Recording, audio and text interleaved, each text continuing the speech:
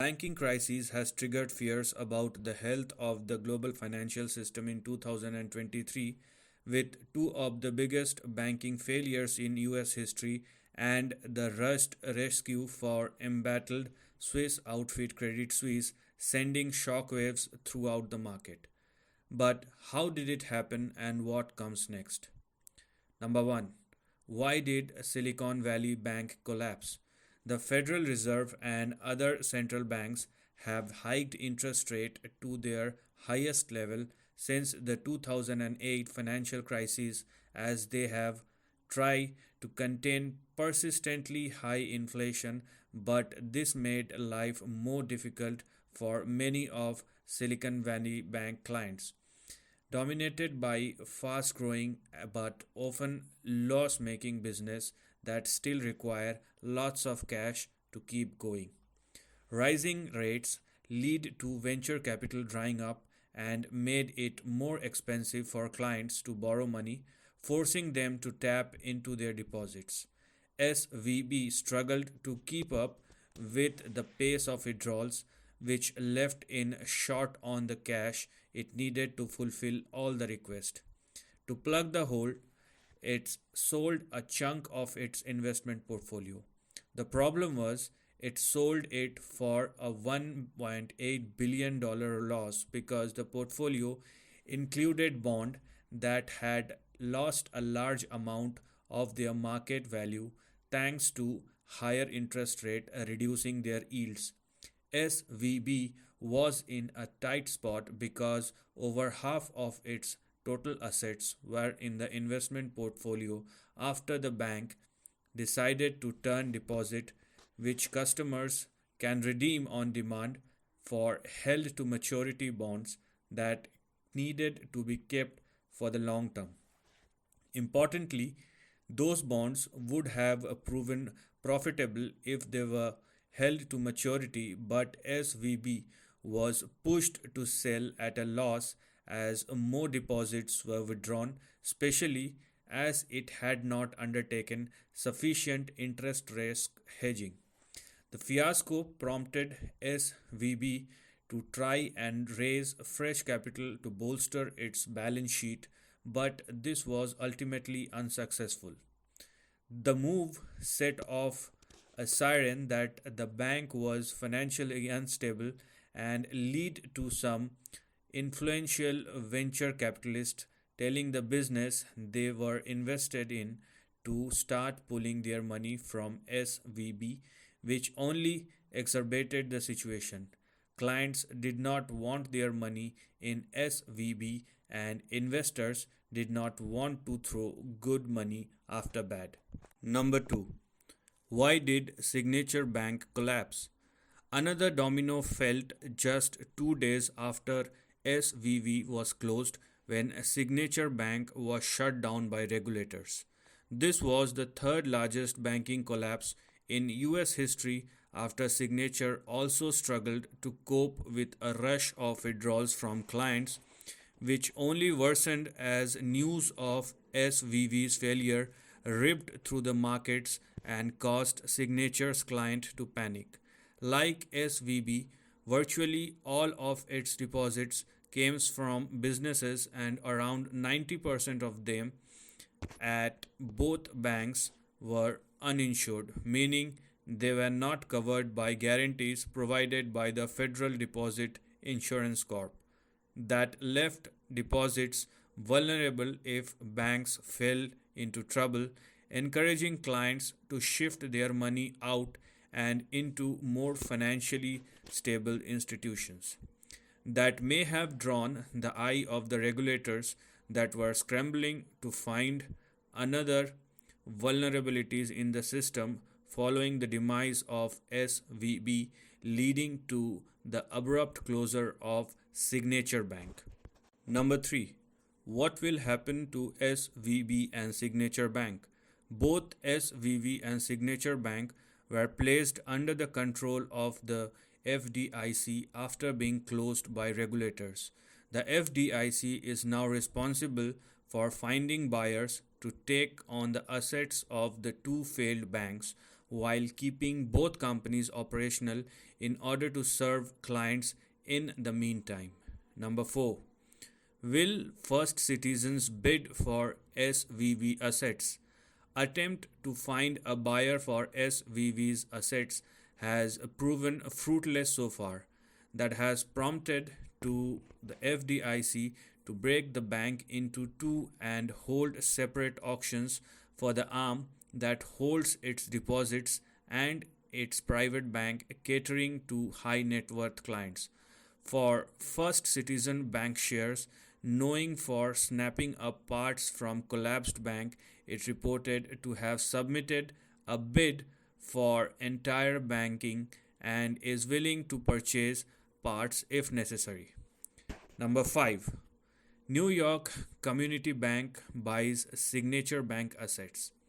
New York Community Bank has already stepped up to buy sustainably all of Signature Bank's deposits and nearly $13 billion in loan, sending the share price soaring after securing them at a discount to make it among the few banking stocks trading higher now that it was before the crisis started.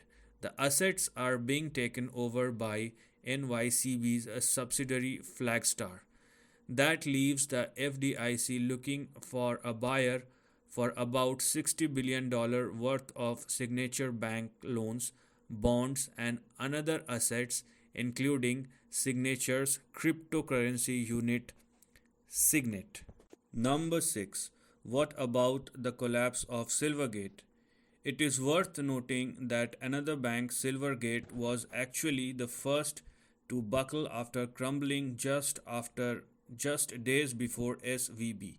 The bank, known for its close ties to the cryptocurrency market, entered voluntarily liquidation after its balance sheet succumbed to a rush of withdrawals as depositors demanded their money back.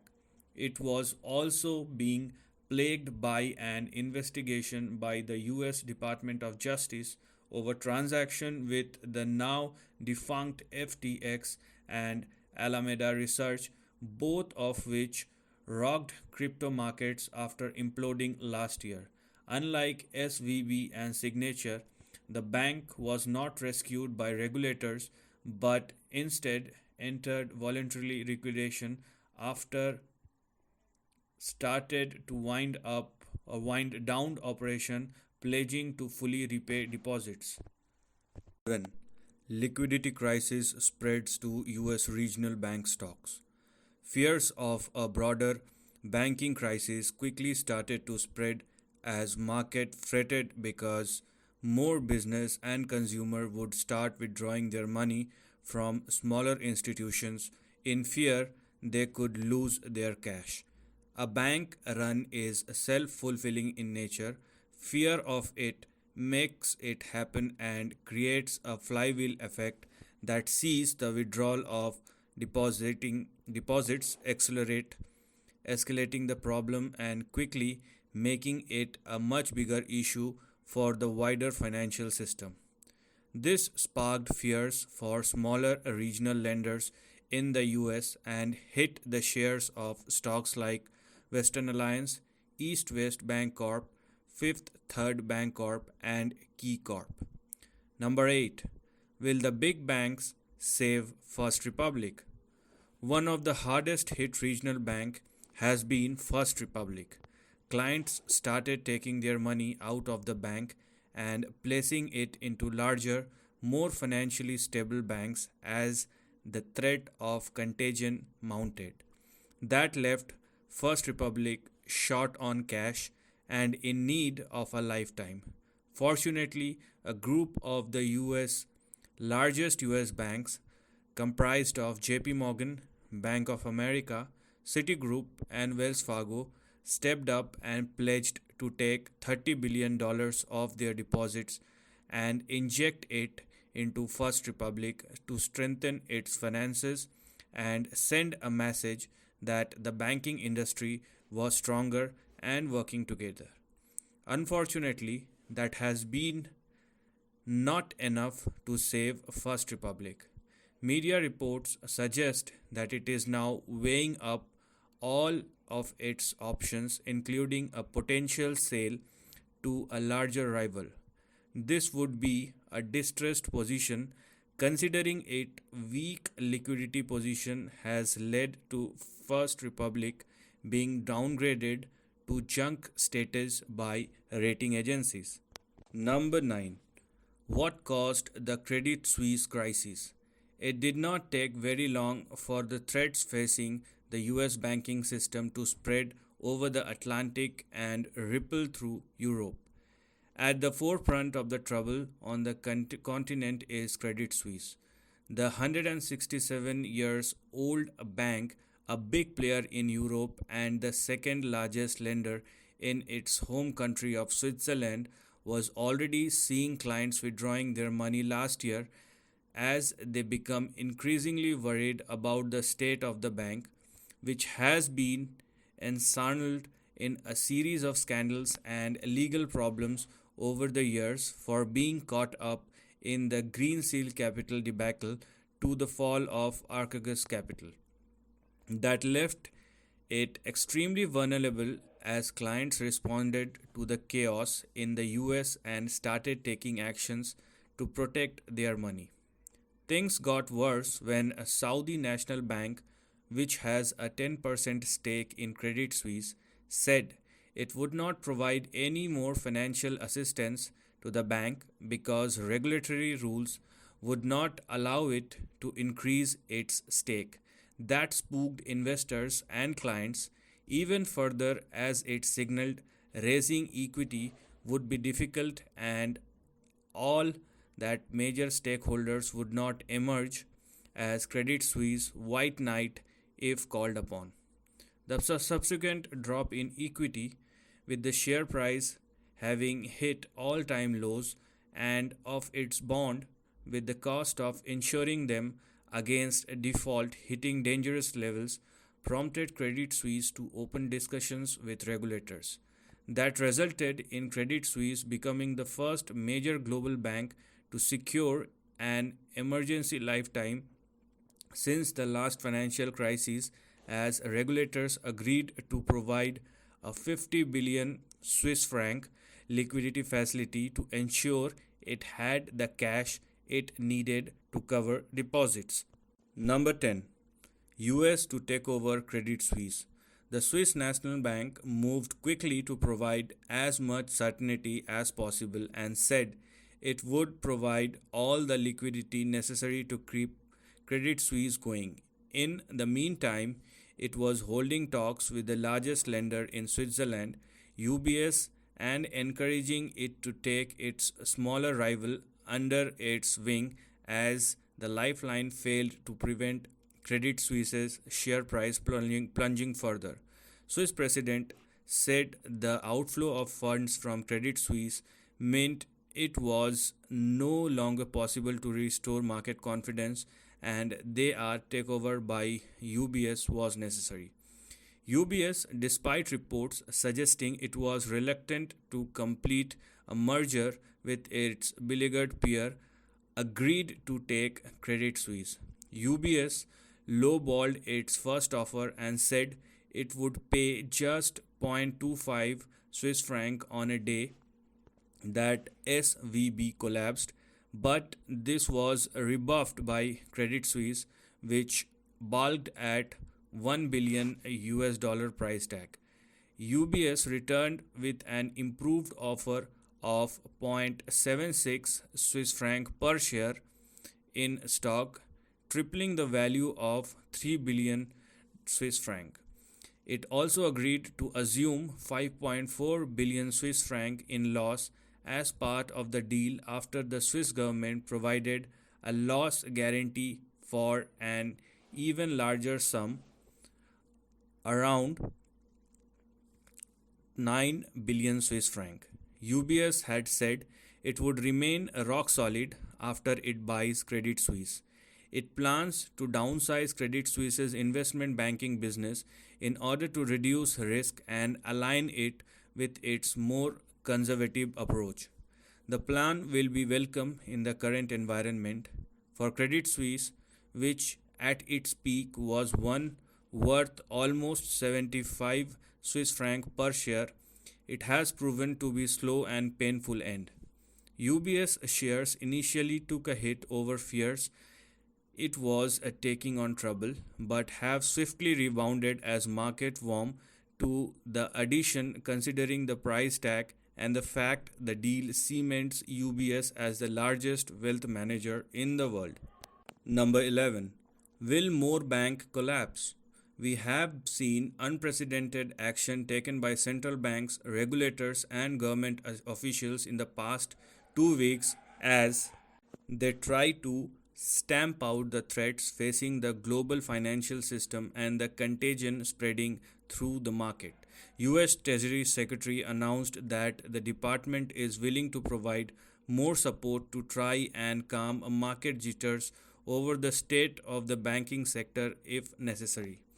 The Federal Reserve has already provided extra financing to the banking industry, and officials are considering the idea of temporarily expanding insurance over all deposit. Currently, the FDIC insures deposit up to $250,000, but the idea has been floated to increase this and provide new protection for uninsured depositors. The hope is that deposit will stabilize and the action already taken will be enough, but there has been a strong signal that authorities are prepared to introduce more supportive measures if market demands it. Others, such as Swiss National Bank, have sent a similar message to restore faith. US officials have stressed that the actions taken over SVB and Signature Bank have been taken to stop the problem from spreading to other financial institutions and protect depositors, which have refused to call it a bailout.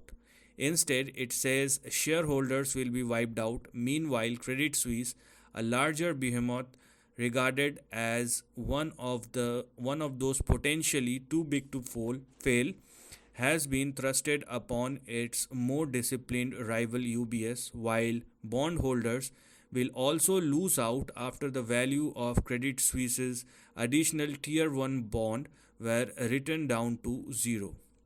Number 12. The banking crisis. What does it mean for interest rate?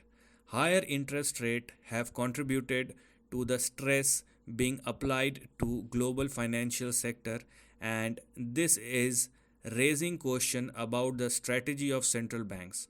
Raising interest rates Rising interest rates is the primary weapon wielded when battling inflation, which is providing persistently high and is still way above ideal levels. However, with rates also putting the global banking system under strain, market believes central bank could slow or even pause rate increase, providing more time for economic data to show the impact existing hikes have had, to provide some stability and ensure they don't put the system under further pressure.